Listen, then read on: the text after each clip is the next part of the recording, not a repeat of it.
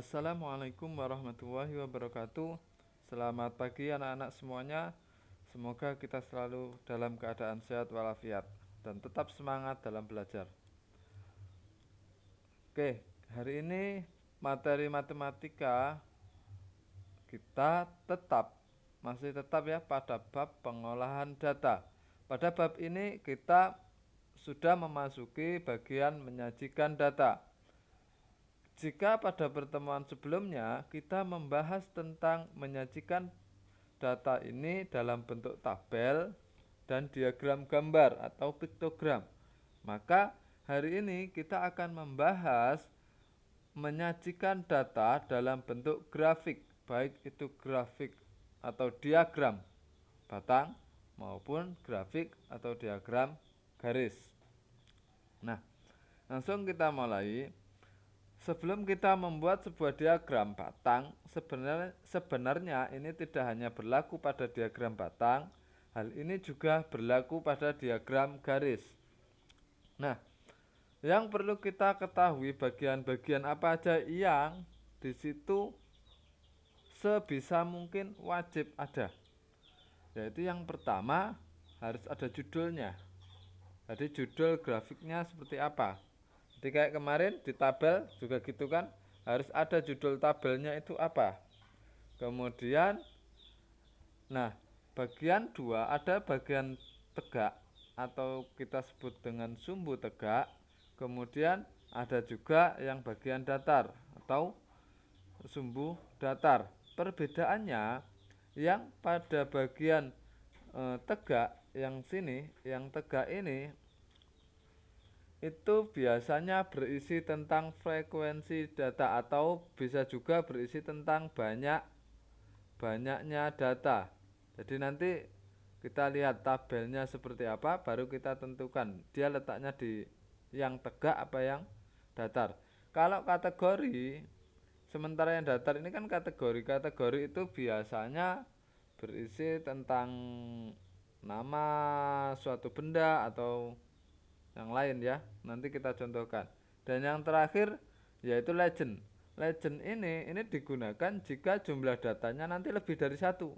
Ini kan ada 1, 2, 3. Nah, karena ada 3 data dalam satu kelompok, maka kita akan beri dia yang namanya legend ini. Nah, langsung saja kita ke contoh. Untuk membuat sebuah diagram batang, kita siapkan datanya dulu. Misal di sini ini data pada pertemuan kemarin ya. Nah, misal ada data cita-cita siswa kelas 5. Ada yang cita-citanya sebagai dokter, ada yang cita-citanya sebagai pengusaha, ada guru, ada polisi. Di sini kita pilih 4 model cita-cita. Dan ada kolom bagian banyaknya siswa.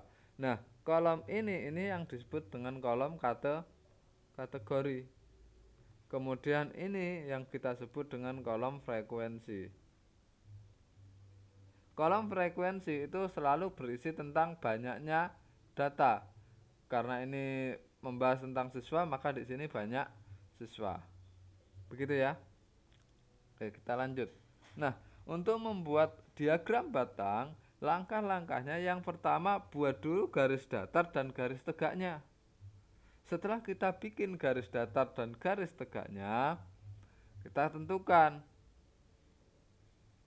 apa untuk pada bagian frekuensi ini. Perhatikan di sini ya. Kita tentukan ini, nah ini yang cukup penting. Pada bagian frekuensi ini, nah yang bagian sini, ini harus kelipatannya, misal 2, 4, 6, 8, 10, 5, 12, 14, berarti selanjutnya 16, 18 gitu ya. Kita ngambilnya adalah kelipatannya. Tidak boleh kita ambil gini. Misal yang di sini ini yang datar ini 2, habis itu yang tengah ini 5, kemudian 6, kemudian 10 lah. Ini kan tidak urut. Nah, ini tidak boleh. Ini ke sini selisih 3. Kemudian 5 ke 6 selisihnya 1. 6 ke 10 selisihnya 4. Loh, kan enggak urut. Jadi, untuk membuat yang bagian area tegak sini ya, ini harus urut urut dari kecil ke besar ya, dari bawah ke atas itu urutannya kecil ke besar, kemudian harus kelipatan. Jadi tidak boleh loncat-loncat. Oke. Kemudian yang datar itu adalah tegak, kondisi tegaknya. Nah, jangan lupa dikasih keterangan ini. Ini sama ini. Nah, ini adalah keterangan daripada kategorinya ini tadi. Dokter, pengusaha, guru, polisi itu termasuk kategori apa? Apakah dia termasuk kategori cita-cita ataukah termasuk nanti kategori pekerjaan? Hal itu dilihat dari sini. Nah, ini sama ini. Kenapa kok harus ditulis? Karena nanti ini pengaruhnya terhadap pada saat kita membaca sajian data atau pada poin kedua di bab ini. Gitu ya. Oke, kita langsung saja untuk dokter. Dokter ini jumlahnya ada 10. Berarti kita kita tarik sebuah kotak namanya diagram batang, berarti di sini adalah batang, kotak bentuknya ya. Nah, dia lurus di angka 10. Kemudian pengusaha 12, berarti dia ke atas 12. Kemudian untuk guru jumlahnya 6, maka di sini lurusnya dengan angka 6. Pak polisi jumlahnya ada 8, berarti di sini ada tegak sejauh 8. Nah ini. Jadi ini. Kalau misal ini diperjelas, nah seperti ini.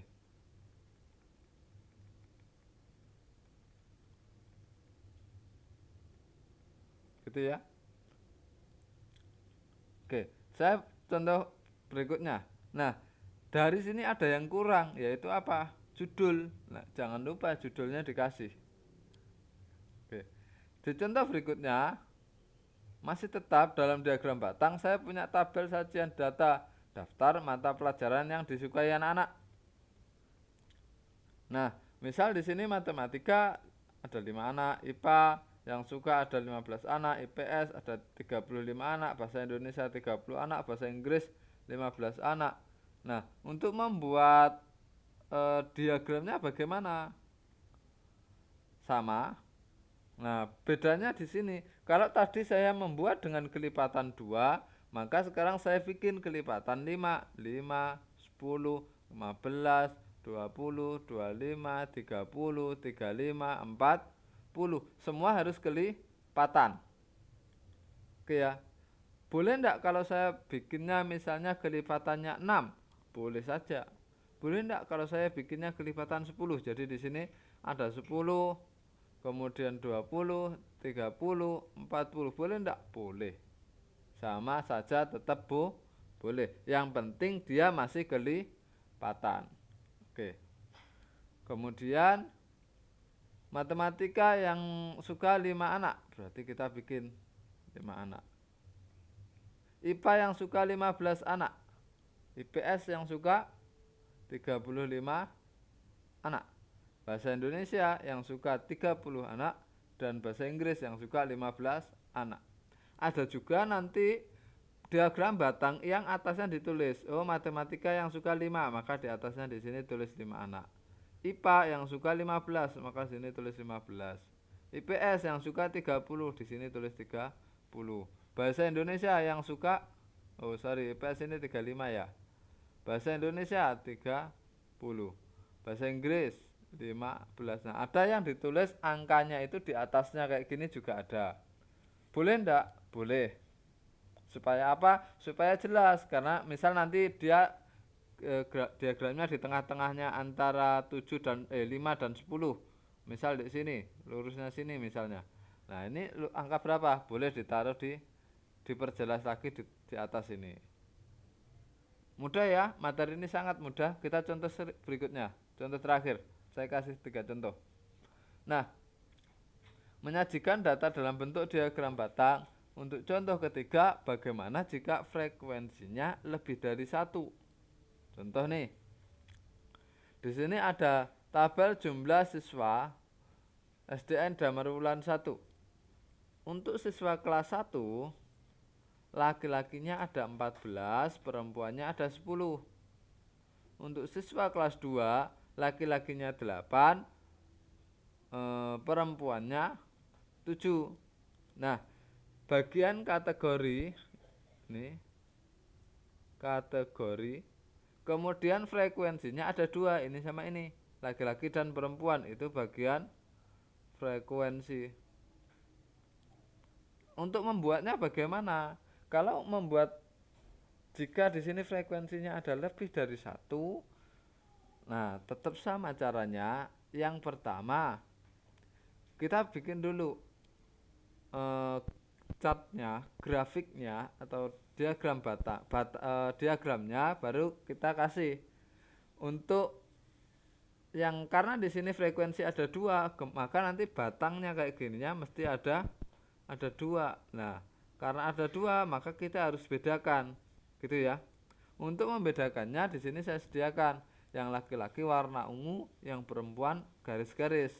Maka laki-laki untuk siswa kelas 1, yang laki-laki ada 14, perempuannya 10. Kita tinggal bikin. Nah, laki-lakinya 14, perempuannya 10. Jadi yang garis-garis ini adalah perempuan. Untuk yang kelas 2 misalnya, kelas 2 laki-lakinya ada 8, perempuannya 7. Nah, ketika anak-anak menemu pas di tengah-tengah seperti ini kan pas di tengah-tengah. Kalau di sini kelipatannya kelipatan 2, pas di tengah-tengahnya berarti itu 7. Tapi anak-anak bisa juga pertegas di atasnya ditulis angka tuh 7. Kemudian di sini tadi 14, di sini 10, di sini 8. Nah, anak-anak nulis seperti ini juga boleh. Kalaupun tidak ditulis seperti ini juga boleh. Ini tetap menandakan yang perempuan, banyaknya siswa perempuan kelas 2 ada tuh 7. Untuk yang kelas 3, laki-laki 7, perempuan 14. Kelas 4, kelas 5, dan kelas 6. Mudah ya, saya rasa sangat mudah untuk membuat diagram batang. Oke, kita lanjutkan bagaimana cara membuat diagram garis. Kalau anak-anak sudah paham bagaimana cara membuat diagram batang, saya yakin anak-anak pasti paham cara membuat diagram garis. Saya kembalikan ke contoh pertama tadi. Tadi kita punya contoh kan begini. Untuk membuat diagram garis, gampang. Bagaimana caranya? Kita tinggal ambil saja, kita kasih titik pada angka-angka ini. Kalau tadi kan kita tarik batangnya dari ini, yang warna pink ini, merah ini. Nah, kalau sekarang kita bikin aja titik-titik. Nah, kita hubungkan begini. Boleh dikasih garis putus-putus, boleh tidak. Nah, karena ini diagram yang kita bahas diagram garis, maka bentuk diagram batangnya kita buang dulu. Saya sekarang punya titik-titik ini, keempat titik. Dokter itu ada sebanyak 10, pengusaha ada sebanyak 12, guru sebanyak 6, dan polisi sebanyak 8. Nah, dari titik-titik ini kita tinggal menghubungkan pakai garis saja. Sudah jadi diagram garis. Loh, saya rasa lebih mudah lagi ya membuat diagram garis daripada diagram batang. Oke, di contoh kedua misalnya, di contoh ini sama, untuk membuat diagram garis kita tinggal tentukan matematika sebanyak 5 anak, berarti dari sini matematika sebanyak 5 anak, berarti kan di sini IPA sebanyak 15 anak, berarti kita tinggal bikin IPS sebanyak berapa ini, 35 anak. Bahasa Indonesia ada 30 anak. Bahasa Inggris ada 15 anak. Nah, sama, kita tinggal tarik garisnya. Karena diagramnya ini diagram garis, jadi nggak ada diagram batang, nggak ada batangnya. Kita hanya menggunakan tanda titik, sama garis yang warna biru yang saya buat ini. Garis warna biru yang saya buat ini, pada saat anak-anak menggambar diagram garis itu boleh dikasih, boleh juga tidak. Di contoh terakhir, kita bahas. Jika di situ ada dua, maka garisnya itu dibedakan warna.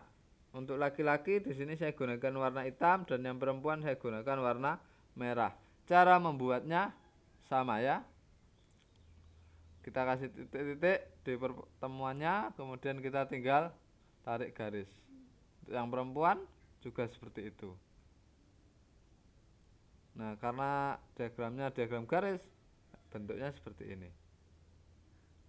Saya rasa mudah ya, cukup mudah untuk belajar diagram garis. Saya rasa cukup itu untuk pembahasan kita hari ini tentang diagram. Selebihnya untuk tugas silakan dikerjakan dan dikumpulkan pada pertemuan berikutnya. Saya akhiri. Ya, wassalamualaikum warahmatullahi wabarakatuh.